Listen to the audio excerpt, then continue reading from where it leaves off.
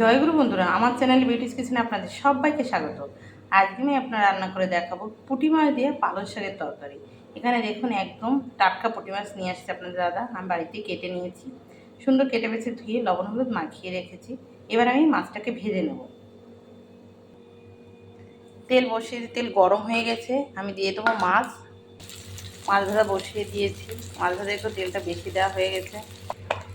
মাছ ভাজা উল্টিয়ে দিয়েছি, দেখুন মাছ ভাজা হয়ে গেছে। আমি এই মাছের ভিতরেই জল দিয়ে দেবো, শাকের তরকারি তো। এখানে এই যে দেখুন একদম টাটকা পালং শাক দেশি, রাস্তায় একটা বয়স্ক কাকু বাড়ি থেকে তুলে এনে নিয়ে বসছিল, তো সেখান থেকে একবার শাক নিয়ে আসছি। টাটকা তরকারি খাবো ছোটো মাছ যে, তার জন্য।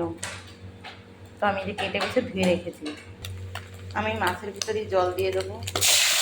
ধীরে জলে জাল হবে, তারপর আমি শাক দিয়ে দেবো। অল্প করে জল দেবো, আর ঝোল দেবো না, যেহেতু শাকের ভিতর জল বেরিয়ে দেবে পালং শাকে। একদম গায়ে মাখে একটু নিয়ে ছোটো মাছ দিয়ে পুঁটি মাছ দিয়ে তরকারি করব। আমি এবার দিয়ে দেবো লবণ, হলুদ, নেড়েছে। এবার ঝোলে জাল হবে, আমি শাক দিয়ে দেবো। দেখুন ঝোলে কী সুন্দর জাল হচ্ছে। মাছ দিয়ে আমি দিয়ে দেবো কাঁচা লঙ্কা চিড়ে।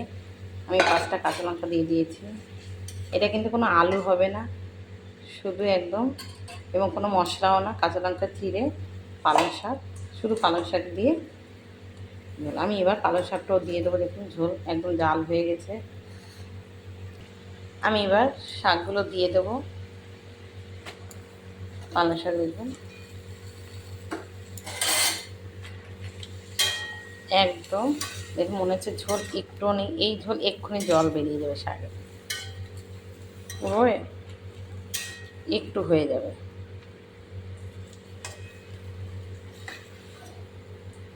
শাকের তরকারি হচ্ছে পালং শাকের বিশেষ করে কম জলের ভিতরে দিয়ে শাক দিলে শাকের একদম জল বেরিয়ে যায়। পালং শাকে খুবই জল বেরোয়, খুবই। দেখুন ঝোল গায়ে কিন্তু গায়ের সঙ্গে মিশে গেছে ঝোলে পালং শাক, দেখেছেন? একটু জাল হলেই কিন্তু সেদ্ধ হয়ে যাবে, কিন্তু একদম মানে সার ছাড়া পালং শাকটা। আমি এই শাকে যে ফোড়ন দেবো, রাঁধুনি ফোড়ন দেবো, একটু জিরে দেবো, আর দিয়ে দেবো কিছু রসুন। এই যে রসুনটাকে এবার হামানদিস্তে থেতো করবো আমি। এই দেখুন বন্ধুরা, আমি হামানদিস্তে রসুনটা নিয়েছি। এবার হামানদিস্তে আমি কিন্তু টুকটাক আদা রসুন থেতো করার, আমি এতেই থেতো করে নিই। কাঁচা লঙ্কা আমি এবার থেতো করে নেবো এটাকে। এই দেখুন পালং শাকে কেমন জল ছেড়ে দিয়েছে, দেখে এই সেদ্ধ হয়ে যাবে পালং শাক, দেখেছেন পুঁটি মাছ দিয়ে। এবার কিন্তু অতি অবশ্যই পালং শাকের তরকারি, পুঁটি মাছ হোক চুনো মাছ হোক, এবার একদম টাটকা পালং শাক আলু ছাড়া তরকারি করে খেয়ে দেখবেন, রসুন ফোড়ন দিয়ে ভীষণ ভালো লাগে। শাক কিন্তু বন্ধুরা সেদ্ধ হয়ে গেছে। আর দেখুন শাকের তরকারির কালারটা কি সুন্দর হয়, দেখবেন শুধু কাঁচা লঙ্কা চিড়ে দিয়ে। এবার আমি নামিয়ে নেব। আর এখানে এই যে এভাবে এতটা রসুন থেতো করে নিয়েছি, কড়া বসিয়ে দিয়েছি। দেখুন তরকারি কি সুন্দর কালারটা, এখনও তো ফোড়ন দিইনি। কড়াতে এবার আমি তেল দিয়ে দেবো। তেল দিয়ে দিয়েছি, তেল গরম হয়ে গেছে। এবার আমি একটা একটা ফোড়ন দিয়ে দেবো। আমি দিয়ে দেবো জিরে রাঁধুনি একসঙ্গে মিলিয়ে।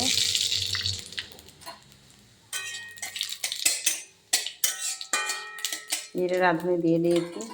এবার আমি দিয়ে দেবো রসুনটা। আমি এবার রসুন দিয়ে দিচ্ছি।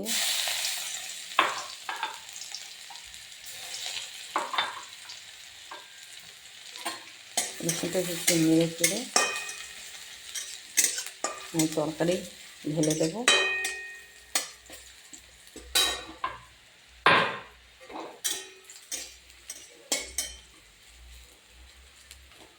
এবার তরকারি ঢেলেছি, দেখুন